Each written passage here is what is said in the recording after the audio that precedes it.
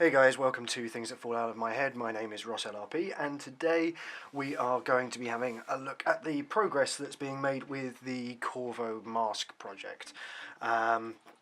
It probably looks a little bit more finished than it actually is at the moment, just because I've been sort of test fitting everything. So let me just go ahead and take some of this apart. There we go. Okay, so on the outside of the mask, there's not really a lot that's changed since last time. I've got the wires in. The big difference is on the inside, where I've done a lot of the extra filling and sanding that was needed to cover up the ends of these wires in here, so that when you put the thing on, it doesn't jab you in the face. This stuff is just what I normally use for filling. It's Milliput's Superfine White, I think it's called. And I generally use this stuff because if the effect you're going for is for like a really glass smooth kind of finish, you can take this stuff right up to 600 grit sandpaper, use it with some water and get a really good finish on it. For this one, however, there's a few little imperfections still in here. There's some visible sanding marks. But I'm kind of less concerned with this project, just because the outside is pretty dented up and scratched. There's a lot of texture in here, and seeing as most of this inside here you're not actually going to see on the finished product. You might see a little bit of the jaw or just inside the top here, but it's going to be covered with fabric, so I'm not too worried about doing any more in there. This will probably just be about ready for paint. Yeah, so a few little tweaks I've had to make on these side pieces just here that were taken off the original mask. I had to remove a couple of little sections here. These were just so that the new frame, which I'll show you guys in a minute, will actually fit in here and still allow my head inside, because that was the whole point of this thing, was to take it apart and make it usable rather than just a static prop.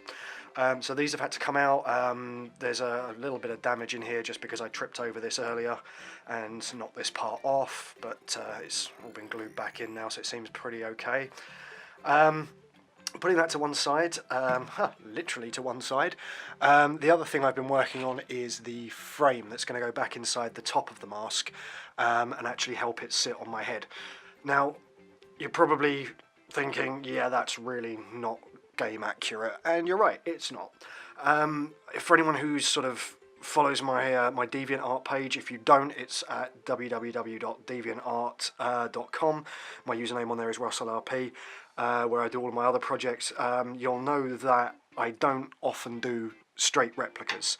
There's, even with something like this, which is a bought product, if I'm going to be converting something or painting something or trying to upgrade something, I always like to put my own little twist on it, change the design around a little bit, maybe bring in some of the concept art things. With this frame, I really wanted to give it my own little twist. Construction-wise, this is made from plasticard, also referred to as Sintra. This is 1mm white, so you can see these bits are quite flexible because they're just 1mm thick.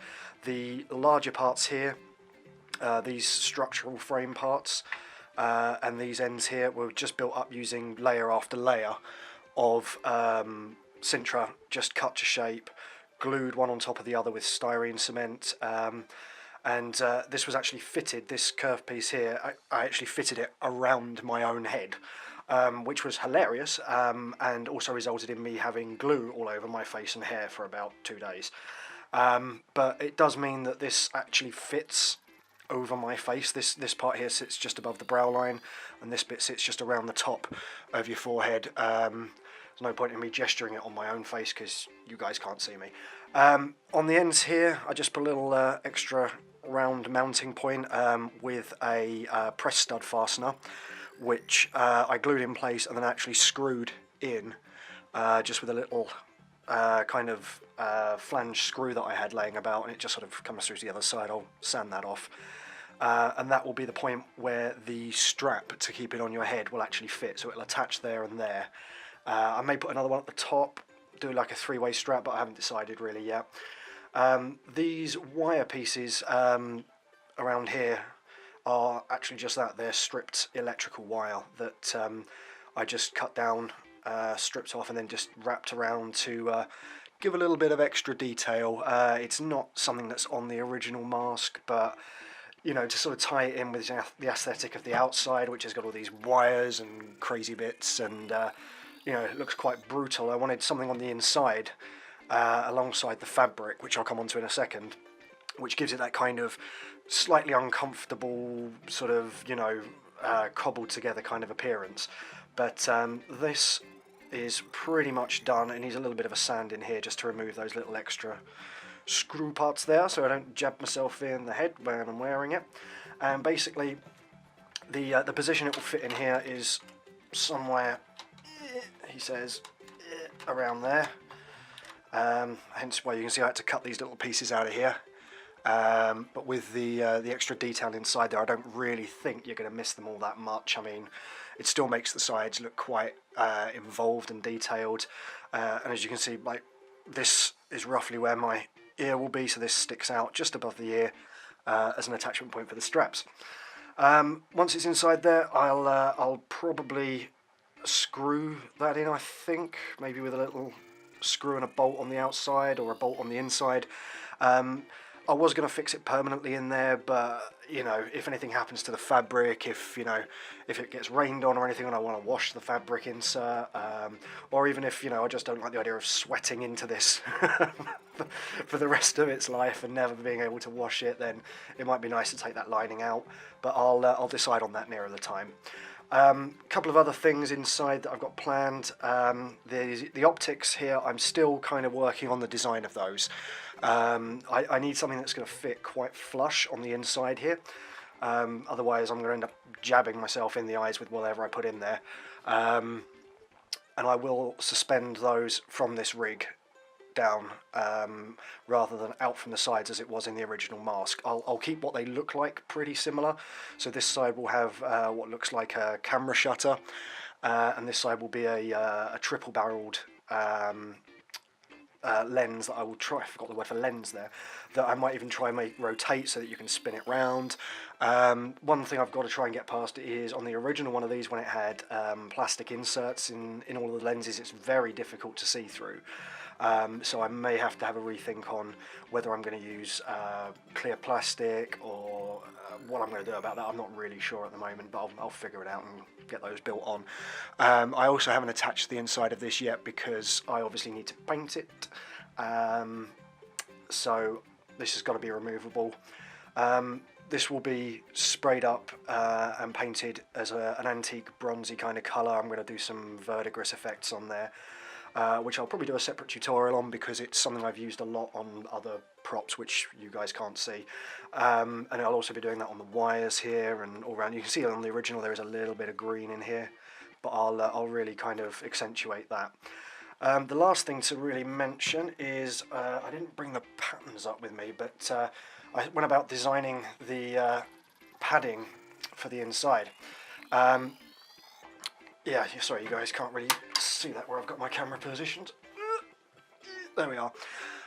It's kind of a weird shape because I started off just by taking some sheets of A4 paper and pressing them down inside the mask itself, taping them down, you know, the way that you'd make patterns for, you know, a custom fitted piece of clothing, or the way that I do it anyway, of just wrapping duct tape around someone and, you know, drawing the pattern on. So it's missing the central panel that will go in here, which is just a kind of very slightly V-shaped rectangle, which will attach here. This nose part is scallops in here, so that it will actually sit outwards to cover the nose and give it a little bit of shape to it. I was originally going to do this in 2 halves, and so I could create a better face profile, so it would actually be more form-fitting, but I didn't like the idea of having a seam running up the front here. I kind of like that with everything that's going on the front of the mask, that the fabric part itself, you don't see a seam in here. And also I thought it might be a little bit uncomfortable, you know, with a seam running over your nose and mouth. So yeah, this itself is I think it's about a 300 gram coarse woven linen. I've got to stop banging the table because Bish keeps telling me it registers on the mic, so sorry about that, Bish, when you're editing. It's, yeah, kind of just burgundy wine red. There's a little dart in the bottom here that once that's sewn up, it will kind of shape it around the chin. These parts, there's little cutouts for the padded bits at the top of the mask here. So just to give you an idea, those will kind of sit around there like that. I don't know if I'm holding that right because I'm set at an odd angle to the camera. And then obviously, should have brought the paper patterns up. That kind of fits in there. Sort of like this. Oh, somehow, yeah. And it will hang inside like that. That's obviously not how it's actually going to hang, but fabric doesn't like playing today. Bad fabric. But yeah, that's kind of where we're up to. The lining I'm going to hopefully get together because I'm going to double layer this just to give it a nice bit of padded thickness. Might put some support in there with some interfacing just to help around the chin and around the top here, just to give it a bit of its own strength, because otherwise there's a chance it's just going to sort of flop around, and you know, it does come out a little bit further here just to give it a bit more layered effect. But certainly around the nose, the eyes, over the mouth here, I'll just leave it as a double layer of that, so it's got a bit of movement to it. I haven't worked out how I'm attaching this yet. I think I'll probably have to do something with the frame. Whether I maybe put hook and eyes in here and at the bottom and then on the fabric itself so I can hook it in at the top and the bottom. But this should, if I've measured it right, so it should just sort of feed up through here and just sit over this quite nicely, so that it covers all of the holes. So yeah, a bit of progress. Not as much as I would have liked this weekend, what with Harry Potter World on Friday, which is awesome, by the way. If you're any kind of Harry Potter fan, highly recommend it. But we're getting there slowly but surely. Yeah, as I say, the fabric should hopefully be done this week. Hello, Doctor Strange. And then I'll go on to some painting next weekend, as and when I can. I've still got a bathroom to paint in the meantime. But yeah, there it is, guys. Thanks for everyone who's watched the first couple of videos. You know, they seem to have gone down quite well, considering how new a channel we are, and you know, we're still sort of finding our feet with everything. So really appreciate everyone who's following along with this. I will try and get a video up midweek if I can, with a bit of an update on this fabric. No promises though, because you know, it's unfortunately this is not my real job. I do have one of those, so I have to work around that. But you know, if you're liking this series, leave a like, leave a comment. Why not even subscribe? It's free. And I'll see you guys next time around for a little bit more progress on this cute little fella here. So thanks very much, guys. See you next time. Bye bye.